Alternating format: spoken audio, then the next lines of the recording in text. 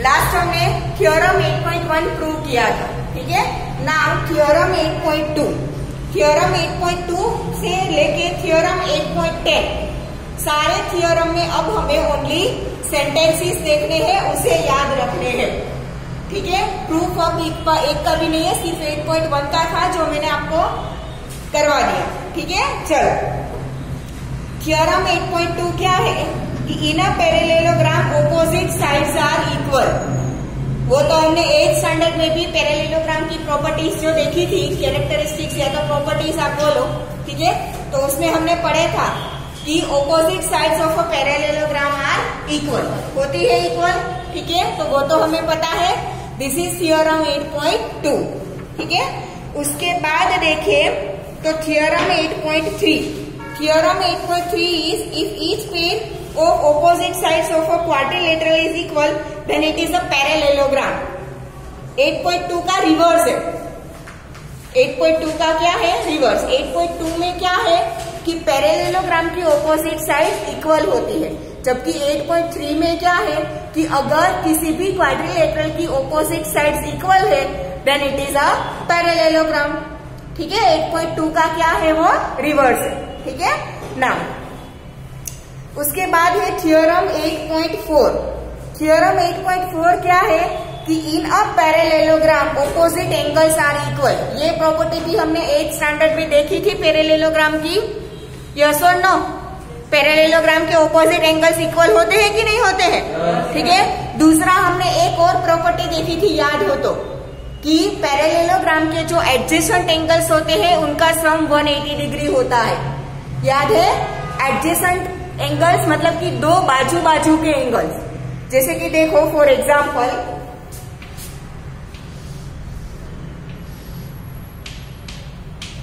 ये है parallelogram ABCD, ठीक है। तो A and B are known as adjacent angles, ठीक है। A और B एक दूसरे के एडजेसेंट एंगल्स होंगे, फिर B और C एक दूसरे के एडजेसेंट एंगल्स होंगे, फिर C और D एक दूसरे के एडजेसेंट एंगल्स होंगे, और D और A एक दूसरे के एडजेसेंट एंगल्स होंगे।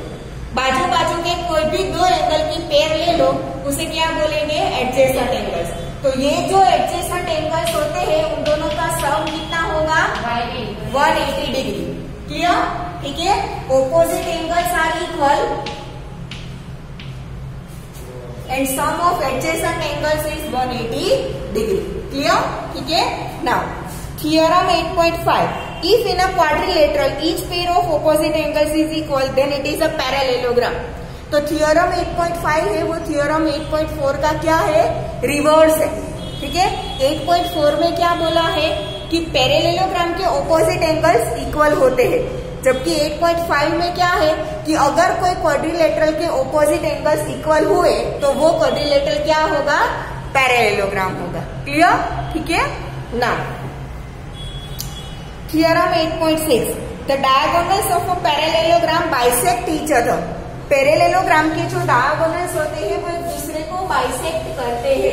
मैंने लास्ट लेक्चर में भी आपको बोला था कि बाइसेक्ट करने का मतलब क्या है, दोनों एक दूसरे को मिड पॉइंट पर इंटरसेक्ट करते हैं, और वी कैन ऑल्सो से कि दोनों एक दूसरे को दो इक्वल पार्ट में डिवाइड करते हैं, उसे क्या बोलते हैं बाइसेक्शन, ठीक है। तो पैरेललोग्राम के जो डायगोनल्स होते हैं वो एक दूसरे को क्या करते हैं बाइसेक्ट करते हैं।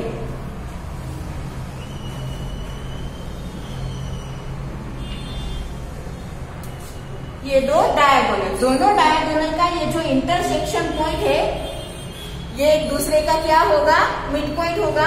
दोनों डायगोनल का ये क्या है सेम मिड पॉइंट, मतलब कि दो इक्वल पार्ट में डिवाइड करता है।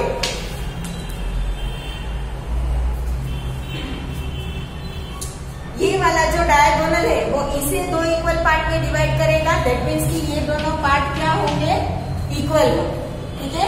और ये डायगोनल है वो इसे दो पार्ट इक्वल में डिवाइड करेगा, मतलब कि ये दोनों पार्ट इक्वल होंगे, क्लियर, ठीक है। इसे बोलते हैं बाइसेक्शन। तो diagonals of a parallelogram bisect each other. Bisect जब भी वर्ड आए तब समझ लेना कि टू इक्वल पार्ट्स, क्लियर, ठीक है।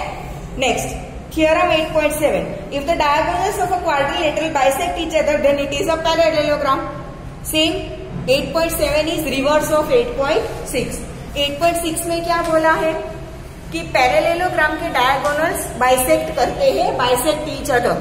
ठीक है, तो 8.7 में क्या बोला है कि अगर किसी क्वाड्रिलेटरल के डायगोनल्स एक दूसरे को बाइसेक्ट करते हैं तो वो क्वाड्रिलेटरल कौन सा होगा? पैरेलेलोग्राम। ठीक है, नेक्स्ट फिर एग्जाम्पल्स है ना। थियोरम 8.8 पेज नंबर 145 पे।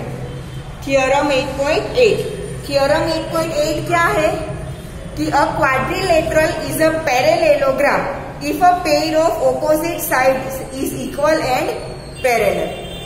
किसी भी क्वाड्रिलेटरल में अगर ऑपोजिट साइड्स की जो पेयर होती है वो एक दूसरे से इक्वल है और अगर एक दूसरे से पैरेलल है देन वो क्वाड्रिलेटरल क्या होगा? पैरेलेलोग्राम होगा। ठीक है, pair of opposite sides are equal and parallel then the quadrilateral is a parallelogram.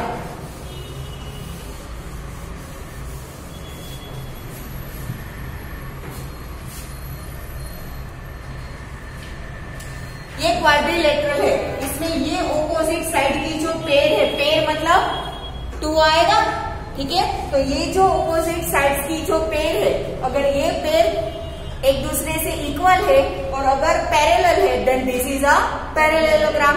Same अगर ये ऑपोजिट साइड की पेयर है वो भी इक्वल और पैरेलल है then the quadrilateral is a parallelogram. ठीक है, नाउ एक्सरसाइज 8.1। ठीक है, एक्सरसाइज 8.1 का क्वेश्चन नंबर 1 तो हमारे सिलेबस में है ही। ठीक है, वहां से ही स्टार्ट करते हैं।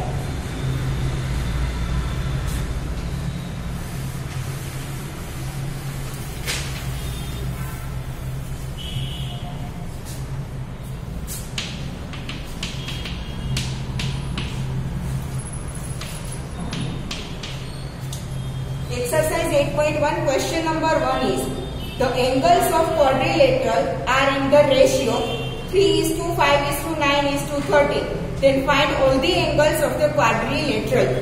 ठीक है, यहाँ पे हमें किसी एक क्वाड्रिलेटरल कौन सा है वो हमें नहीं पता। ठीक है, कोई भी एक क्वाड्रिलेटरल है, किसी भी क्वाड्रिलेटरल में 4 एंगल्स होंगे। ठीक है, वो 4 एंगल के मेजरमेंट का हमें क्या दिया है? रेशियो दिया है। रेशियो दिया है मतलब कि चारों के चारों एंगल में कोई एक कॉमन फैक्टर होना चाहिए, कोई एक कॉमन फैक्टर होना चाहिए। ठीक है, याद हो तो हमने मैथ्स में 8th स्टैंडर्ड के मैथ्स में चैप्टर नंबर 13 पढ़ा था। ठीक है, उसमें हम रेशियोज लेते थे तो ऑलवेज हम क्या करते थे कि जब रेशियो आए तब वो रेशियो का एक कोई कॉमन फैक्टर होता है ना। तो सेम यहाँ पे होगा, हमें 4 एंगल के मेजरमेंट का रेशियो दिया है। कोई भी चीज का, चाहे वो एंगल्स हो, साइड्स हो, व्हाटएवर द थिंग इज, जब भी कभी भी किसी भी चीज का रेशियो दिया हो दैट मीन्स कि वो चीज में कोई एक कॉमन फैक्टर है और है। ठीक है, तो यहाँ पे 4 एंगल्स का हमें रेशियो दिया है दैट मीन्स कि चारों एंगल में कोई एक कॉमन फैक्टर है। ठीक है, फिर हमने क्वाड्रिलेटरल की प्रॉपर्टी देखी थी, angle sum property of a quadrilateral. याद है क्या थी वो?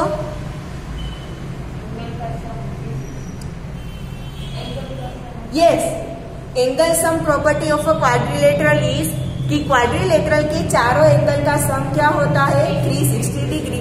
उसी का हम यहाँ पे यूज करेंगे। ठीक है, तो पहले तो हमें रेशियो दिया है वो लिख लेते हैं।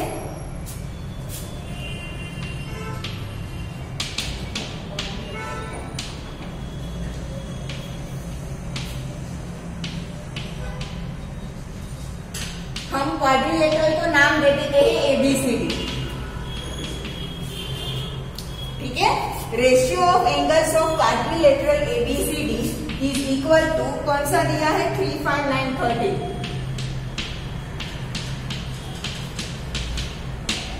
ठीक है, अभी मैंने बोला कि जब भी रेशियो होता है तब कोई कॉमन फैक्टर आता है। ठीक है, तो वो हम लेंगे कि let the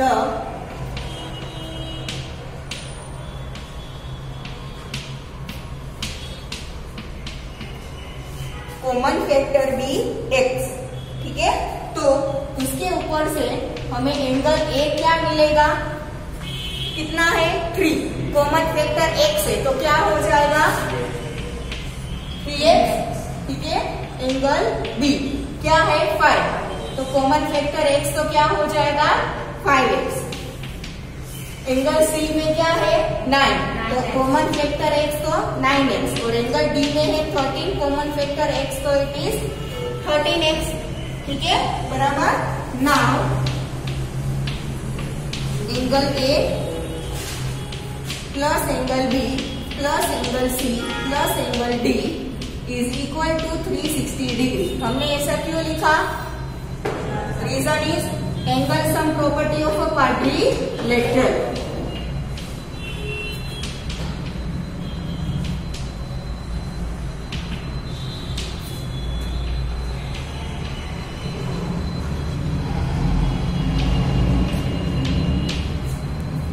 angle sum property of a quadrilateral, ठीक है। चारों एंगल की वैल्यूज पुट कर दे। एंगल ए की वैल्यू क्या है 3x, एंगल बी है 5x, angle C 9x, angle D 13x is equal to 360, ठीक है। Now 3 plus 5 8, 8 plus 9 17, 17 plus 13 13 0, therefore 30x is equal to 360 degree. 30 equal to के इस साइड जाएगा तो 360 के डिनोमिनेटर में आएगा, ठीक है। therefore x is equal to 360 divide by 30, 0 0 cancel, 12 3s are 36, therefore x is equal to क्या मिला मुझे 12 डिग्री, ठीक है। ये x की वैल्यू में इसमें पुट कर दो, क्योंकि हमें चारों एंगल फाइंड करने हैं ना, हमें सिर्फ x की वैल्यू नहीं फाइंड करनी, ठीक है। तो इसमें पुट कर दो, तो angle A is equal to 3x is equal to 3 multiply by 12, that is 36 डिग्री। Angle B is equal to 5x is equal to 5 multiplied by 12, that means 60 degree. Angle C is equal to 9x, that is 9 multiplied by 12 is equal to 108. होगा ना, 12 9s are 108, ठीक है। Angle D is equal to 13x is equal to 13 multiplied by 12, 156. 12 3s are 36, 12 1s are 10 plus 1, 12 plus 50, 156। मिल गए चारों angle, ठीक है।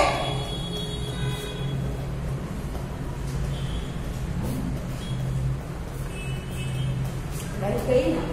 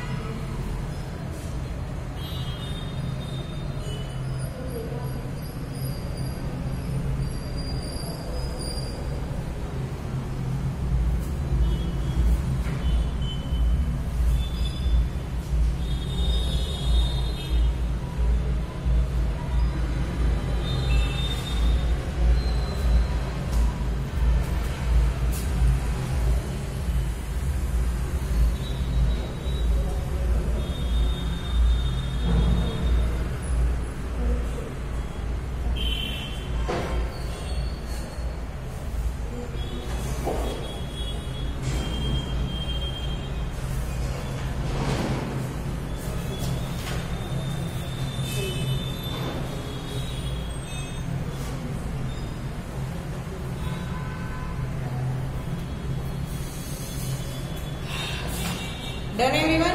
चलो, question number 2 is if the diagonals of a parallelogram are equal then show that it is a rectangle. ठीक है, देखो हमें दिया है कि पैरेलेलोग्राम के अगर डायगोनल्स इक्वल है, एक्सरसाइज पूरी कैंसल है। आई नो दैट बेटा, आई नो कि एक्सरसाइज 8.1 में सिर्फ क्वेश्चन 1 ही हमारे सिलेबस में है, पर मैंने आपको बोला था कि मैं सारा चैप्टर आपको करवाऊंगी क्योंकि हमारे पास नोट्स एंड लॉस्ट ऑफ टाइम है। ठीक है, तो आपके एग्जाम पॉइंट ऑफ व्यू से आपको सिर्फ ये क्वेश्चन 1 एक ही करना है, बट समझ लो आगे बहुत काम आएगा। ठीक है, चल हमें क्या दिया है कि diagonals of a parallelogram are equal then we have to prove that it is a rectangle. ठीक है, देखो मैंने आपको बोला था कि जब भी कोई भी चीज हमें प्रूव करनी हो तब हम 3 पार्ट लिखते हैं, एक तो गिवन, दूसरा टू प्रूव एंड तीसरा प्रूफ। तो वो ही हम यहाँ पे करेंगे।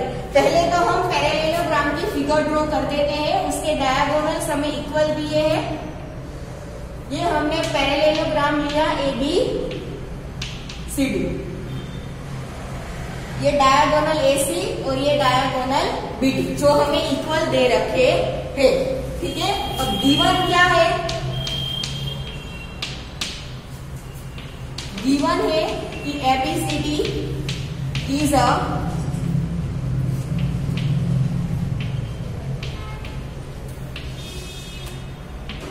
पैरेलेलोग्राम।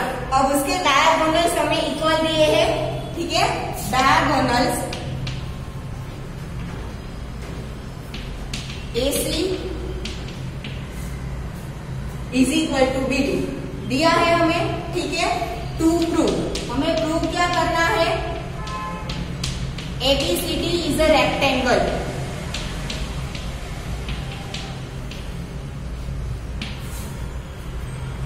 ये हमें प्रूव करना है। ठीक है, हमने 8th स्टैंडर्ड में ऐसा पढ़ा था कि अगर किसी पैरेलेलोग्राम का एक भी एंगल 90 डिग्री का है, कोई एक किसी भी पैरेलेलोग्राम का अगर कोई भी एक एंगल 90 डिग्री का है, then that parallelogram is known as rectangle। वही चीज हम यहाँ पे करेंगे, वही चीज हम क्या करेंगे यहाँ पे प्रूव करेंगे। ठीक है, चलो प्रूफ।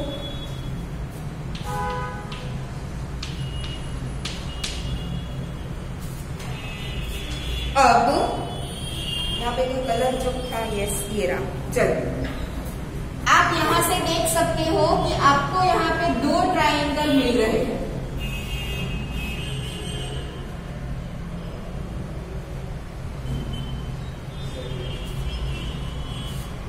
एक ट्रायंगल ABD मिला जो मैंने पिंक से बनाया। ठीक है, मिला। ठीक है, दूसरा ट्रायंगल में ये ले रही हूं A, B एंड C।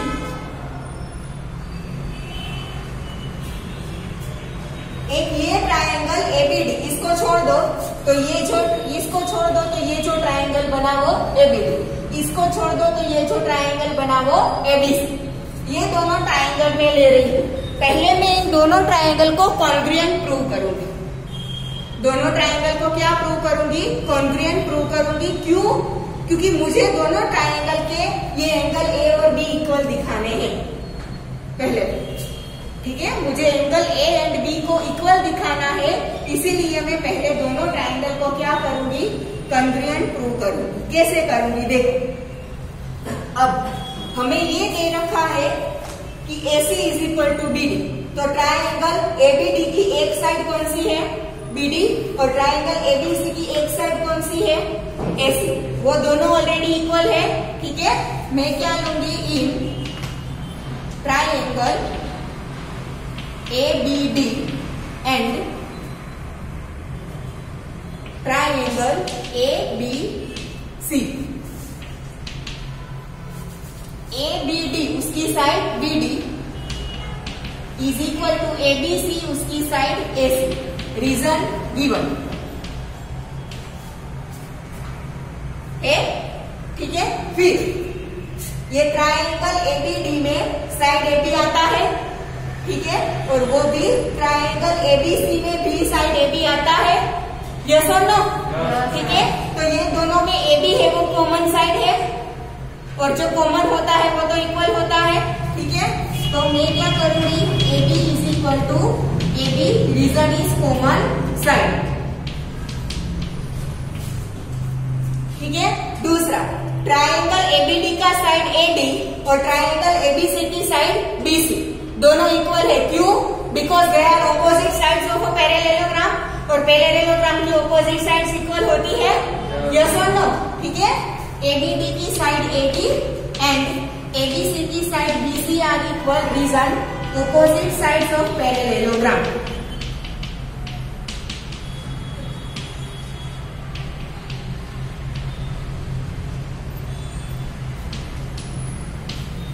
तो दो ट्रायंगल की तीनों कॉरस्पॉन्डिंग साइड्स इक्वल है, तो S S S congruence rule से दोनों ट्रायंगल कॉन्ग्रुएंट हो गए, यस और नो, ठीक है। Therefore triangle ABD is congruent to triangle, पहले देखना पड़ेगा कि कॉरस्पॉन्डिंग क्या होगा, ठीक है। चलो, ट्रायंगल एबीडी, ए के कॉरस्पॉन्ड आएगा एंगल बी, यस। देखो यहाँ पे हम कैसे ढूंढ सकते हैं कि यहाँ पे ए के साथ यहाँ पे क्या आएगा, देखो यहाँ पे एबी के साथ एबी है, ठीक है, यहाँ पे क्या है, ए के साथ बी है, देखो है, तो मतलब कि यहाँ पे भी ए के साथ क्या होना चाहिए, बी होना चाहिए ना, जो दोनों में कॉमन है, ए बी है, और बी के साथ क्या आएगा, ए, ठीक है। तो ए के साथ बी, बी के साथ ए, बाकी बचा क्या, डी के साथ सी, ठीक है। तो triangle ABD is congruent to triangle BAC, reason क्या लिखेंगे हम, S S S congruence rule, ठीक है। अब दो ट्रायंगल कॉन्ग्रुएंट है तो उसके कोरस्पॉन्डिंग पार्ट्स इक्वल होते हैं, ठीक है। सीपी सीटी corresponding parts of congruent triangles, videos देखे होंगे तो ये याद होगा आपको, सीपी सीटी, ठीक है, corresponding parts of congruent triangles, ठीक है। जो दो ट्रायंगल कॉन्ग्रुएंट होते हैं उसकी कोरस्पॉन्डिंग साइड्स भी इक्वल होती है, और तीनों कोरस्पॉन्डिंग एंगल्स भी ऑलवेज क्या होते हैं, इक्वल, ठीक है। तो यहाँ पे हमें देखो, इसके एंगल ए के साथ हमें इसका एंगल बी मिल रहा है, यस और नो, ठीक है। ए बी डी उसका एंगल ए और ए बी सी उसका एंगल बी, दोनों हमें यहाँ पे कोरस्पॉन्ड है, angle A and angle B, ठीक है। देयरफॉर एंगल ए को मैं लिखूंगी B A D is equal to angle B को मैं लिखूंगी A B C by CPCT, corresponding parts of congruent triangle, ठीक है। ये दोनों एंगल इक्वल हो गए। अब हमें पता है कि पैरेललोग्राम के एडजेसेंट एंगल्स का सम 180 डिग्री होता है। अभी थोड़ी देर पहले लेक्चर के स्टार्टिंग में मैंने बोला था कि नहीं, कि पैरेललोग्राम के कोरस्पॉन्डिंग एंगल्स का सम कितना होता है, 180 डिग्री, ठीक है। Now sum of angles, no sorry, sum of corresponding angles, or we can also write adjacent angles, sum of adjacent angles of a parallelogram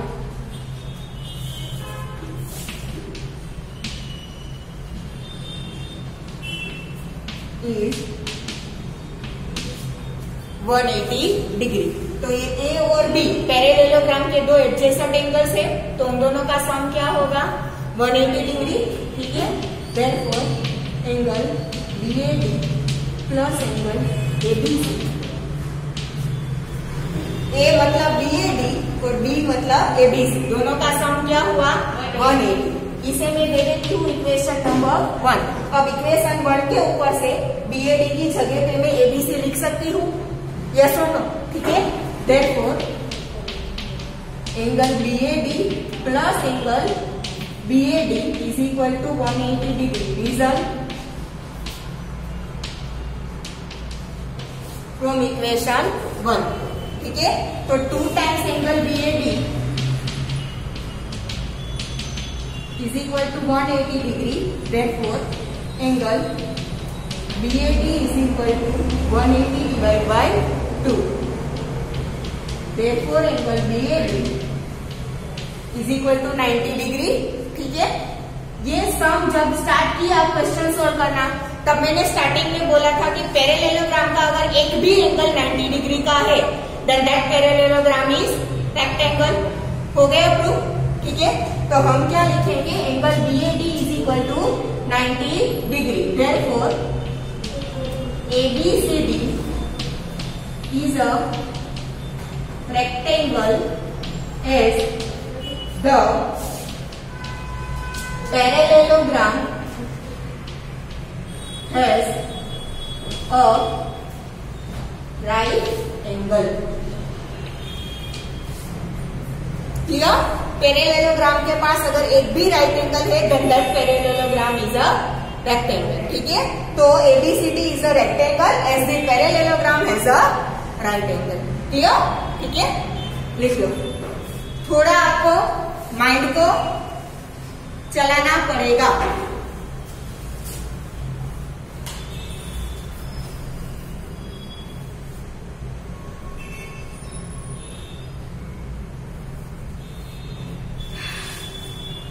मैंने आपको पहले ही बोला था कि जियोमेट्री में आपका जो टफ पार्ट है वो कैंसिल हो गया है.